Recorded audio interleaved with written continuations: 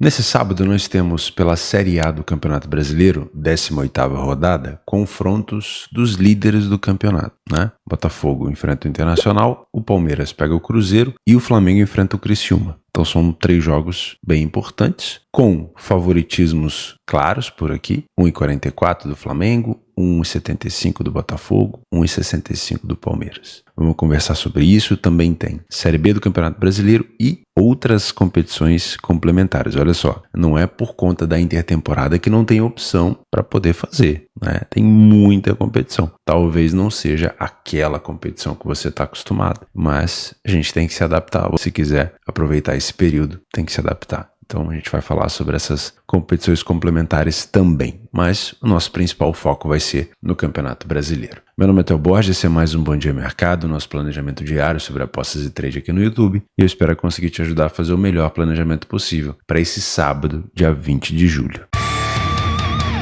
Aproveitar que a nossa grade está mais tranquila nessa intertemporada, comentar sobre os jogos de ontem. Estou gravando esse vídeo na manhã de quinta-feira. Estou fazendo, obviamente, BDMs adiantados, né, para aproveitar um pouquinho das minhas férias também, depois da Eurocopa. Já fiz o balanço final e o fechamento da Eurocopa para quem é membro do canal. Já está disponível o vídeo com os meus resultados, minhas indicações em relação ao que eu achei fácil, difícil, como é que foi o percurso da Eurocopa. E também pretendo fazer um vídeo público sobre isso, né? Mas estou com visita em casa, estou com familiares em casa, ainda não consegui parar para estruturar esse conteúdo, mas para você que é membro do canal já está em primeira mão para você, não esquece de assistir, tá bom? E também comenta lá como é que foi a sua Eurocopa, vai ser um prazer. Bom, ontem, né, eu tô gravando esse vídeo na quinta, tivemos a vitória do Vasco contra o Atlético Goianiense. Realmente a cotação do Atlético Goianiense para mim não fazia sentido, né? Então do nosso BDM, do nosso planejamento, acho que foi interessante essa observação. A vitória do São Paulo contra o Grêmio também, não acho que foi surpresa para ninguém. São Paulo continua sendo um grande mandante. Deixa eu até ver quando que foi o gol do Lucas. Eu não tenho certeza se o gol do Lucas foi no primeiro, acho que foi no primeiro tempo, né? Foi no primeiro tempo. E foi um primeiro tempo de muita superioridade do São Paulo, né? Depois que achou o gol, o São Paulo continuou em cima. No segundo tempo é que o São Paulo deu uma relaxada. O Botafogo venceu o Palmeiras por 1-0. Também imaginei um jogo mais under, diferente do ano passado, né? Ano passado a gente teve uma pirotecnia de 4-3 e ficou parecendo que seria sempre assim. Porém, o Botafogo não é mais aquele time que fica cedendo chance toda hora e fica contando com bênção divina para não tomar gol. O Botafogo já melhorou muito isso. Então,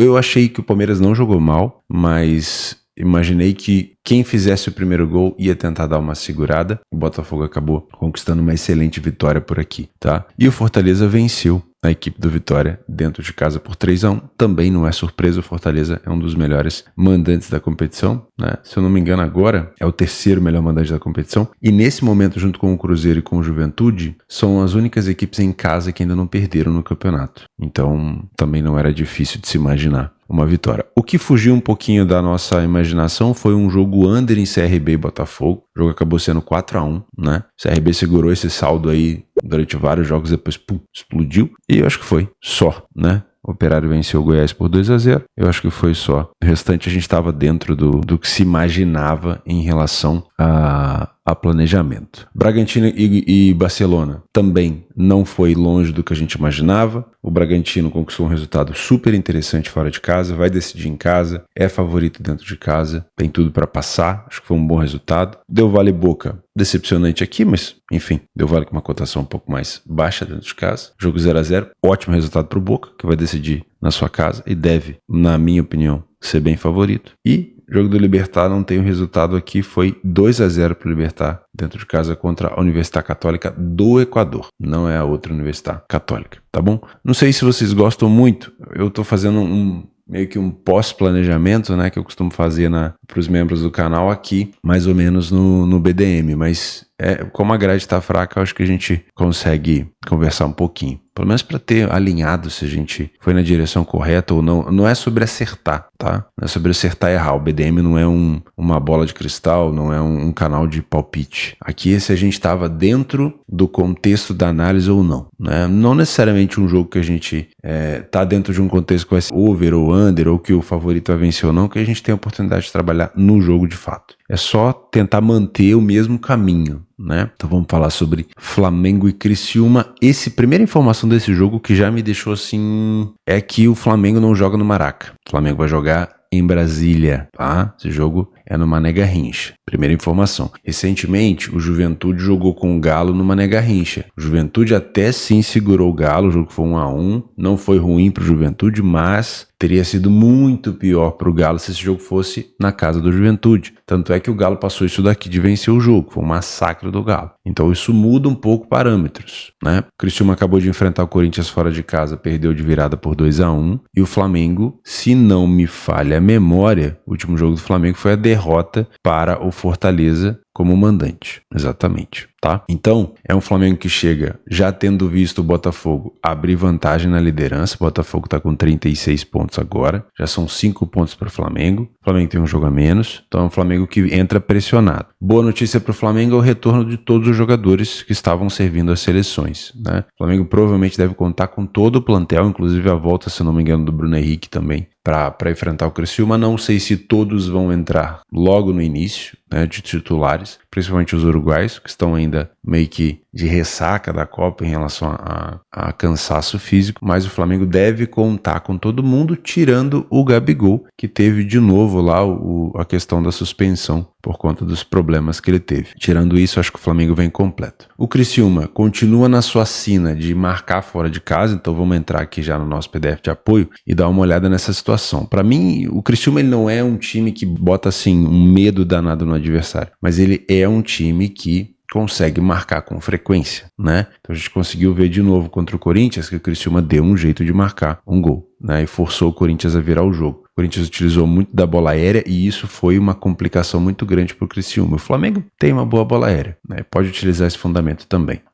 Criciúma ficou sem sofrer gol em poucos jogos e marcou gol em todos os jogos. Então é uma equipe que eleva a condição do ambas marcam, né? Para vocês que gostam. O Flamengo é a mesma coisa. É uma equipe que sofre bastante com frequência e bastante não, com frequência. E também falha pouquíssimo em marcar. Então, primeira coisa que a gente olha aqui é o mercado não acreditando tanto no ambas marcam, mas eu não duvidando, tá? Não aposto, não coloco dinheiro, não tenho metodologia, não gosto tanto, mas não duvido. Tá bom? Por quê? Porque o Criciúma, ele tem essa condição, né? De marcar fora de casa em quase todos os jogos. O Flamengo tem um pouco mais de iniciativa, mas vamos lembrar o seguinte, eu vou mostrar isso para vocês, isso faz parte da nossa análise, mas o Flamengo ele não costuma ser uma equipe dominante, só quando está atrás do placar. O Flamengo não é uma equipe do Tite que domina o seu adversário de cabo a rabo. É uma equipe que tende a jogar com aceleração em alguns momentos do jogo, pode utilizar também, se o adversário o pressionar, a ligação direta, às vezes, do Rossi para o Pedro. Isso acontece com alguma frequência. E, caso esteja atrás do placar, aí sim passa a ser uma equipe com um pouco mais de proposição. Se estiver na frente do placar, às vezes até recua para contra-atacar, viu? Não é muito diferente acontecer isso não é muito raro, tá? Olha que curioso, o Flamengo precisa de mais finalizações no alvo. O Flamengo, que tem um dos melhores ataques da competição, precisa de mais... Flamengo e Botafogo são as equipes com os melhores ataques da competição. O Flamengo precisa de mais finalizações no alvo para marcar um gol do que o Criciúma. Isso quer dizer que o Criciúma, mesmo que jogue de maneira reativa, ele pode ser perigoso contra o Flamengo, tá? O primeiro tempo do Flamengo não é tão superior assim ao do Criciúma, tem mais vitórias, pouco menos de derrotas, mas o número de gols marcados e sofridos não é tão distante. E o segundo tempo também é bem parelho, tá? Então não tem aqui um momento de muito massacre do Flamengo. Em relação ao mercado de gols, 100% dos jogos do Flamengo e do Criciúma, dentro e fora respectivamente, nós tivemos o over 1,5. O over 1,5 já começa com uma cotação muito baixa. Então olhar para ele agora, saindo pré-jogo, não é legal. Não é legal. Com esse tipo de cotação aí, você não vai ser lucrativo em over 1,5. Acho eu. A não ser que você tenha uma taxa de acerto absurda. Não é comum, tá? Então, na minha opinião, para você não ficar trocando dinheiro com o mercado, tenta buscar uma situação de uma cotação mais elevada durante o jogo. O over 1,5 me agrada. Até porque o Flamengo, se sair atrás, tende a pressionar. Se sair na frente, tende a chamar o Criciúma para cima. Isso pode ser interessante para gols, tá? O 2,5, o Criciúma puxa esse cenário positivo, mas o Flamengo nem tanto. Depende do contexto, né? O contexto de 2,5 seria um contexto de 2 gols de diferença, ou quem sabe o Criciúma na frente deixando o Flamengo chegar com muita facilidade para tentar virar o jogo assim como o Corinthians virou, mas eu já acho um pouco mais puxado, pelo menos nesse contexto, tá? Em relação a momentos dos gols, o Flamengo é bem forte no meio do primeiro tempo, tem acontecido bastante gol do Flamengo por ali, no miolo do segundo, mas toma muito gol no finalzinho do jogo. Fica de olho nisso. Às vezes até com vantagem, tá? Às vezes até com a vantagem no placar. Contra o Grêmio, por exemplo, já aconteceu isso. No Criciúma, o time marca muito mais no meio do jogo, né? Final do primeiro tempo, início do segundo, e nos minutos finais do jogo. E sofre com mais frequência antes de entrar no intervalo ali nos minutos finais. Apesar de não ser um time tão propositivo, esse time do Tite, ele é muito mais propositivo do que o Criciúma. O que é ser propositivo? É tentar ser o protagonista do jogo, né? Propor o jogo ali na frente, ficar com a bola. Mas o Criciúma, ele não precisa disso. O Criciúma, na maioria das vezes, ele é sagaz no contra-ataque. Ele é perigoso. Então você acredita que ele tá ali sendo dominado, tudo mais, ele te cria um perigo. Então, cautela. Tá? Analisar o jogo só pela posse de bola, principalmente nesse jogo aqui, não é tão legal, tá? Não é tão legal. Em relação a cartões, não vou te indicar tanto porque o número de cartões é baixo. O Flamengo tem uma média baixa e o Criciúma também tem uma média baixa de cartões, tá? Então não te indicaria tanto, pelo menos no contexto pré-live. A não ser que você veja alguma coisa diferente.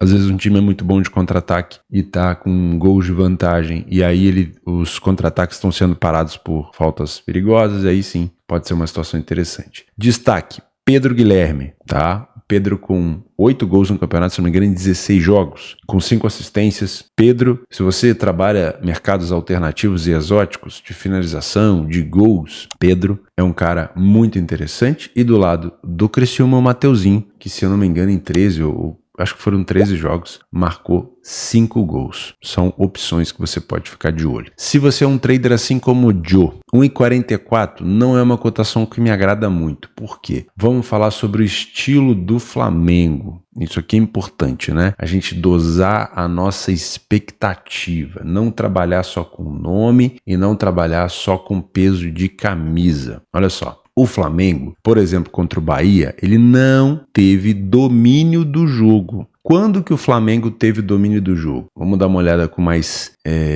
afim. Quando ele viu que o Bahia empatou o jogo, aí o Bahia começou melhor no segundo tempo, depois por aqui o Flamengo teve um pouco de domínio. São momentos. Flamengo contra o Cruzeiro. Olha só, alguns momentos o Flamengo... Veja que a barrinha do Flamengo não tá lá em cima, né? Não é aquela coisa, meu Deus, um time que tá brigando pela liderança. Não. Quando que o Flamengo estourou superioridade? Aqui, ó. Quando ele saiu atrás do placar, tomando gol de contra-ataque, pode ser assim também contra o Criciúma, e aí ele teve mais superioridade, bem mais, vamos dizer assim, protagonismo. Mesma coisa contra o Fortaleza, ó. O Flamengo saiu atrás, protagonismo, empate, aí respira, aí o adversário já começa a ter também algum momento. O adversário sai atrás do placar, vai o Flamengo atrás do resultado de novo. Então não é no 0-0 um time que fica dominante. Se não é um time dominante, uma cotação de 1,44 ela passa a ser perigosa. Claro que eu tô falando para você que é um trader, primeiro, né? Por quê? Quando um trader se envolve numa cotação de 1,44, ele quer o quê? Estabilidade. Ele quer esses momentos aqui, ó. Esses momentos. Só que ele quer principalmente no 0-0. Mas nem sempre que a gente quer acontece. Então, não é muito o estilo do Flamengo. A não ser que o Criciúma se comporte completamente recuado, o que pode acontecer, né? Vamos entrar aqui no Criciúma, porque não adianta só analisar uma equipe, tem que analisar as duas. O estilo do Criciúma fora de casa, vou pegar um jogo aqui, por exemplo, contra o São Paulo, é um estilo reativo. Olha só, barrinha azul do Criciúma, ó, puxou um contra-ataque aqui, teve um momento, depois do 2-0 do São Paulo, teve um momento aqui de pressão, só foi encontrar um gol no final. Criciúma contra o Vitória, olha lá, ó, gol do Criciúma marcado praticamente sem nenhum sinal, não, depois que tomou 2-0 e também no final tentando buscar um empate, já perdendo o jogo. Criciúma contra o Corinthians agora, exemplo recente, né? O jogo foi dia 16, tô gravando esse vídeo no dia 18, pouco tempo atrás, olha só, olha o primeiro tempo. Corinthians tendo o domínio, Criciúma marcou um chute de fora da área que desviou e enganou o goleiro Hugo, e aí depois o Corinthians virou o jogo. Criciúma não é uma equipe de proposição de protagonismo. Então volta pra cá, aí a gente refaz o nosso pensamento e pensa o seguinte, 1,44 agora ainda é uma cotação arriscada, mas para você que é um trader, provavelmente se o Criciúma se comportar de maneira recuada, o mercado ele pode se estabilizar. Então, para você que é um trader, talvez você tenha estabilização do preço. Qual que é o problema? O Criciúma ele não faz esse recuo à toa, ele não escolhe ser inferior, ele recua para se proteger, para tentar buscar o contra-ataque. Então, se você perceber que o Criciúma está criando o contra-ataque, não é saudável você manter uma posição a favor do Flamengo. A não ser que o gol do Criciúma venha de fato naquele tipo de situação que você não teve nada para fazer. O Flamengo era completamente dominante, tomou um contra-ataque, tomou um gol. Faz parte. Tomar esse tipo de gol faz parte, tá bom? Em relação a você buscar a vitória do Flamengo numa cotação dessa, deixando correr até o final. Sinceramente, o Flamengo é sim um excelente mandante. Na maioria das vezes, vence os seus jogos, né? Mais de 60% dos jogos. Porém, como o Criciúma tem marcado todos os jogos fora de casa, e o Flamengo já contra o Bahia e contra o Cuiabá saiu atrás do placar, dá para tomar um pouco de cuidado, tentar buscar talvez essa cotação um pouco mais alta. Outro fator, o Flamengo não joga em casa, tá? O Flamengo joga no Mané Garrincha, então ele não joga no Rio. É um fator que pesa. Gramado é diferente, não tá acostumado, é a primeira vez que o Flamengo joga no Mané Garrincha esse ano. Provavelmente contrato de patrocinador que vai levar o jogo para lá. Obviamente que isso não prejudica só o Flamengo, Criciúma também, não sei como é que tá o estado do gramado do Mané Garrincha, mas é um ponto a se levar em consideração. Tá? E pro Criciúma empatar fora não é ruim. Então, se o Criciúma conseguir segurar o Flamengo, essa cotação do Flamengo tende a subir, tá? Flamengo atrás do placar, o Criciúma já tomou a virada agora do Corinthians. Então, o Flamengo atrás do placar pode ser uma condição legal para você tentar buscar uma dupla chance do Flamengo, por exemplo. Não acho ruim, não. Mas gosto muito desse over 1,5, com uma cotação um pouquinho mais alta. E vou colocar um jogo para correção de preço como algo protocolar. Vamos para Botafogo e Internacional. Deixa eu já ajustar o nosso PDF de apoio aqui, ó. Botafogo que acabou de vencer Palmeiras. Deixa eu ver se ele já está atualizado aqui. Eu acho que ele está atualizado já no PDF, quer ver? Não. Ainda não está atualizado totalmente no PDF. Mas o Botafogo, eu tenho que atualizar ele hoje. Porque o jogo foi ontem à noite, né? Eu acabei de acordar, são 5:30 da manhã. Mas o Botafogo venceu o Palmeiras dentro de casa. Então adiciona mais uma vitória para o Botafogo ali. Quando você tiver acesso a esse PDF, você já vai conseguir ver essa vitória do Botafogo. O Inter, qual que é o grande X da questão desse jogo? O Inter tem um jogo daqui a pouco, daqui a 3 dias contra o Rosário Central em casa. E esse próximo jogo contra o Rosário Central, dentro de casa, define se o Inter permanece ou não na Sul-Americana, porque o Inter perdeu o primeiro jogo na Argentina por 1-0. Se ele não conseguir permanecer, o Inter já começa, vamos dizer assim, o próximo semestre do ano, tendo sido eliminado na Copa do Brasil pelo Juventude, se perder para o Rosário, tendo sido eliminado na Sul-Americana e numa condição de Campeonato Brasileiro não tão agradável já, numa situação de 13ª colocação. Então é um Inter um pouco pressionado, é verdade, tá? Então para mim o Botafogo é sim favorito para esse jogo, é sim. O Botafogo não tem sido um rival fácil de se enfrentar, o Botafogo tem vencido jogos fora de casa, acabou de vencer o Palmeiras em casa, então não acho que vai ser fácil para o Internacional, porém os resultados do Inter fora de casa não são tão ruins. O Inter não tem uma sequência tão grande de vitórias, mas vem de 3 jogos sem derrotas. Vamos dar uma olhada em quem foram os últimos jogos do Internacional.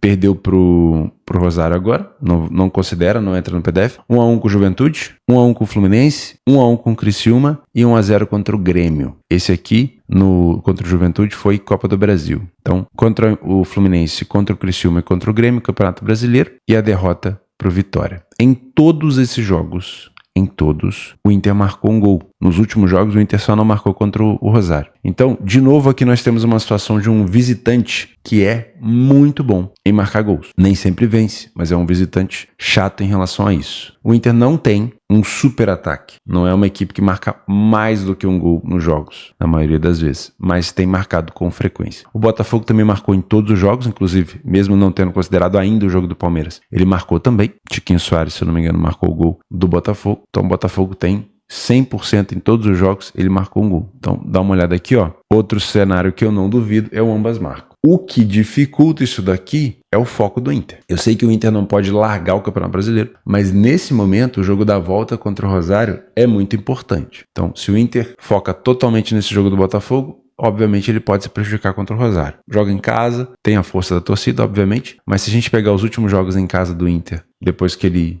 retornou ao Beira-Rio, não foi coisa boa não. O Internacional teve bastante dificuldade agora, ó. Perdeu pro Juventude por 2-1 e perdeu para o Vasco por 2-1. Então o Internacional tem que dar uma dosada em relação a essa expectativa dos próximos 2 jogos, do dia 20 e do dia 23. Tá? O time do Botafogo precisa de menos finalizações no alvo para marcar um gol, é mais efetivo. Tem um primeiro tempo ligeiramente melhor, porém o Inter não é ruim defensivamente. E tem um segundo tempo muito bom. O segundo tempo do Botafogo de fato é muito bom. Tá? O triplo de gols em relação ao Internacional e o mesmo número de gols sofridos. Então o Inter se destaca pela parte defensiva. O Inter puxa esse jogo para um cenário mais under, tá? Over 1,5 em jogos do Inter fora, 43% somente. E o over 1,5 dos jogos do Botafogo em casa, 71%. Então eu volto para cá e penso, talvez esse ambas marcas não seja tão bom, porque o Botafogo tem administrado vantagem muito bem, diferente da temporada passada, principalmente, né? E o Inter não é uma equipe, apesar de marcar com frequência, não é uma equipe com muito over 1,5 fora. Então eu tomaria cuidado com esse ambas marcam. Acho que eu vou botar esse jogo aqui só para correção de preço. E também tomaria cuidado com o próprio over 1,5. Porque aqui depende muito, né? O Botafogo, a gente pode ter um jogo over 1,5. Ele é bem melhor essa cotação do que o jogo do Flamengo. Mas um empate para o Inter nessa situação de jogo contra o Rosário daqui a 3 dias não é ruim. Não é ruim. Empatar com o líder do campeonato fora de casa não é ruim, tá? Para as pretensões do Inter, não é ruim. Então, o Inter na frente pode tornar esse jogo ainda mais under, né? Então, eu vou tomar cuidado com essa situação do over 1,5 por aqui, tá bom? Olha só o segundo tempo do Botafogo, ó. O Botafogo acelera muito no segundo tempo, tem marcado a maioria dos seus gols depois dos 60 minutos. Sofreu pouco, o Inter também sofre pouco e marcou a maioria dos gols aqui no final do primeiro tempo. O Internacional não é uma equipe com tanta posse de bola, o Botafogo provavelmente vai ter um domínio um pouquinho maior e quem sabe no trade essa correção do Inter possa encaixar, tá bom? Me parece um jogo bem puxado para cartões, o Internacional tem utilizado muito esse tipo de fundamento, né? Foram mais de 4 cartões de média para o Inter fora de casa. Isso aqui puxa o jogo para um cenário mais over cartões, não é a minha praia, mas vale a pena ficar de olho em relação a isso. Do lado do Botafogo não tem um grandíssimo artilheiro ainda, né? O Botafogo está dividindo bem o protagonismo. Do lado do Internacional, Wesley está sendo o jogador com mais gols marcados. Tá bom? Para mim, jogo para correção de preço, tomaria cuidado com o over por conta do cenário do jogo contra o Rosário Central do Inter e por conta do Botafogo estar um pouco mais conservador, tá? Palmeiras e Cruzeiro. Palmeiras acabou de perder para o Botafogo no Rio. O Cruzeiro é um dos melhores mandantes, mas não faz um bom campeonato fora de casa. Sofreu mais que o dobro de gols e tem poucas vitórias, né? Se a gente olhar aqui o jogo no PDF de apoio, aqui já está 100% atualizado, porque o Palmeiras jogou fora de casa e o Cruzeiro já jogou há algum tempo. O Cruzeiro venceu 2 jogos apenas fora de casa, saiu na frente em pouquíssimos jogos, falhou em marcar em quase 45% dos jogos, né? Então, olha só, é o dobro de gols, mais que o dobro de gols sofridos em relação aos gols marcados. E essa última vitória do Cruzeiro fora de casa até passa uma sensação de melhora, né? Que foi contra o Grêmio por 2-0, mas o Grêmio ainda não jogou teoricamente na sua casa. O Grêmio jogou como mandante apenas. Então, para mim, isso não muda muito da dificuldade que o Cruzeiro está enfrentando, tá? Então o Palmeiras para mim continua sendo muito favorito, são 6 vitórias consecutivas no Allianz. Se esse jogo não for disputado no Mané Garrincha, acredito que não vai ser. O Palmeiras é muito favorito, o Palmeiras costuma sair mais na frente do placar contra os adversários e tem um número de gols marcados bem melhor do que o Cruzeiro. O Palmeiras precisa de menos finalizações no alvo para marcar um gol, não tem um bom primeiro tempo. O primeiro tempo do Palmeiras é mais complexo, mas no segundo tempo o Palmeiras é superior, principalmente em relação a gols marcados, tá? Isso volta a enfatizar, isso dá a sensação pra gente de que essa cotação do Palmeiras ela ainda pode melhorar. Se o Palmeiras não faz um bom primeiro tempo e o Cruzeiro se segura no primeiro tempo, a gente pode ter alguma oportunidade de trabalhar, se você quiser, trabalhar alguma coisa a favor do Palmeiras, com uma cotação talvez um pouco mais elevada na segunda etapa. Não é ruim de se pensar isso, tá? Não é ruim de se pensar isso. A maioria dos gols do Palmeiras tem sido marcado no segundo tempo, principalmente na volta do segundo tempo, nos primeiros 15 minutos, né? Olha só, 50% dos gols do Palmeiras foram marcados ali, na hora que o juiz volta a apitar o jogo, tá? Então, vale a pena ficar de olho. O Palmeiras tem um domínio do jogo maior, o Cruzeiro não joga assim, com tanto domínio fora de casa. Não é um jogo tão elevado para cartões, mas também não é tão under. 2,30, 2,90 de média para cartões recebidos. E aqui nós temos um cenário de gols do Palmeiras em casa não tão elevado. 78% de over 1,5 e 67% do Cruzeiro fora de casa. É um cenário assim, limite que eu pensaria, tá? um over 1,5. No máximo. No máximo. Vou colocar aqui um jogo para correção de preço. No máximo. Não é um Palmeiras tão goleador, não é um Cruzeiro tão goleador. O over 2,5 tem uma média bem baixa, então eu não esticaria tanto a corda assim, tá? Do lado do Palmeiras, o grande destaque é o Estevão. Esse moleque joga muita bola. Infelizmente, ele vai deixar o Brasil em breve, né? Mas é um cara que tem se destacado muito. O jeito dele jogar é absurdo. E do lado do Cruzeiro, talvez o grande destaque do Campeonato Brasileiro. Achei assim, se for para destacar no geral, o Matheus Pereira tem sido um dos maiores destaques do Cruzeiro, mas eu gostei muito do que eu vi do Gabriel Veron. Não sei se ele vai poder jogar contra o Palmeiras, mas eu gostei muito do que eu vi do Gabriel Veron no último jogo do Cruzeiro, na vitória do Cruzeiro contra o Bragantino. Também gostei muito, tá? Do que eu vi. Então pode ser um destaque por aqui também. De resto, para mim é um jogo para correção de preço. Cruzeiro não é favorito, merecidamente. A cotação do Palmeiras é justa. Várias vitórias em sequência e principalmente o fato de ter perdido para o Botafogo exige ainda mais do time do Palmeiras, né? Tem que dar aquela, entre aspas, resposta que não é garantia, né? Necessidade de vitória não é garantia, mas o Cruzeiro fora de casa ainda não tá conseguindo fazer uma campanha tão sólida como vem fazendo dentro de casa, tá bom? Bom, vamos falar da Série B e depois dos nossos jogos complementares. O América enfrenta o Amazonas dentro de casa. O América é um dos melhores mandantes da competição. Segue invicto junto com o Vila Nova, o Mirassol e o CRB, né? E o time do Amazonas fora de casa teve apenas uma vitória. Então, esse favoritismo do América, ele é justo. Não vou aqui discutir. Não são cotações que eu gosto para a Série B. Cotações muito esmagadas, mas não é um jogo passível de discussão. O CRB, o último jogo que ele fez em casa agora, foi uma goleada por 4-1 para cima do Botafogo. É um time under, tá? É um time under. A média de gols do CRB subiu bastante agora, principalmente em casa, ó. Ele somou 4 gols, então ele tinha marcado 7 gols em 6 jogos. Agora ele tem 11 em 7. Melhorou um pouquinho, mas ainda assim é um time que toma pouco gol, tá? Agora, 1,48 é mais uma cotação que eu não indico dentro do cenário de Série B. Por que a cotação do CRB é tão baixa? Primeiro porque ele ainda está invicto dentro de casa, e segundo porque o Ituano é um dos piores times da competição, né? O Ituano conseguiu tomar 34 gols em 15 jogos, média de quase 2 gols por jogo, tá? Média de quase não, média maior do que 2 gols por jogo. Então, é uma equipe realmente assim, que o mercado ele não tem um pingo de respeito. Não venceu nenhum jogo fora, tem 6 derrotas em 7 partidas e tem um saldo aqui de menos 12, absurdo, né? Então, é sim favorito o CRB, não vou contestar isso não, tá? Nem vou colocar que o CRB pode se complicar, porque o susto seria ele se complicar. Agora, também não vou te indicar. Toma um pouco de cuidado, tá bom? Paysandu e Ponte Preta. O Paysandu mais um time favorito por aqui, não tanto quanto os outros. Dentro de casa, o Paysandu não perdeu nenhuma, mas não vence tanto. Atenção, hein? 5 empates em 7 jogos. E fora de casa, a Ponte Preta não venceu nenhuma. O mercado também levando isso em consideração. Mas o Paysandu não vence tanto, tá? Então pode ser um jogo um pouco mais amarrado, beleza? Jogos complementares. Olha a quantidade de ligas que nós temos aqui. Vamos de uma em uma? Ó, na Bulgária eu não marquei nada, mas você tem sempre opção. Na Finlândia nós temos o Helsinki. Tá? Nesse momento, o líder é o KuPS, mas o Helsinki é o segundo colocado. Na Islândia, o Viking Reykjavik, que é o líder da competição, joga, também dá para ficar de olho nele. Em Israel, nós temos Maccabi Haifa e Apoel Beersheva. No Japão, fiquei de olho aqui no jogo do Yokohama Marinos, que joga, se eu não me engano, contra o líder Machida e também o Vissel Kobe. Mas tem outras opções, se você quiser dar uma olhada. Marquei todos os jogos da Liga do México, que é à noite, um cenário legal para quem está trabalhando durante o dia. Na Noruega tem o Molde e tem o Brann. Não tiveram bons resultados na rodada passada, isso facilitou a vida do Bodoglin, mas jogam de novo nesse sábado. Paraguai tem o Libertad e tem o Olímpia. Esse aqui é clássico, né? Olímpia e Guarani, bom jogo para ficar de olho também. No Peru, o Melgar e o Aliança Lima, que são os dois dos três times que eu gosto de acompanhar por ali. Na Polônia tem o Legia Varsóvia, também é um time forte, vale a pena ficar de olho. Na Romênia, estreia o Cluj. Estreia não. O Cluj fez um jogo, fez uma vitória. É o primeiro jogo do Cluj fora de casa, mas vale a pena ficar de olho. O Cluj também, nos últimos anos, tem sido campeão lá com frequência. Na Sérvia, estreia o maior campeão, né? Nos últimos 7 anos consecutivos, estreia aqui o Estrela Vermelha. Mas olha a cotação do Estrela.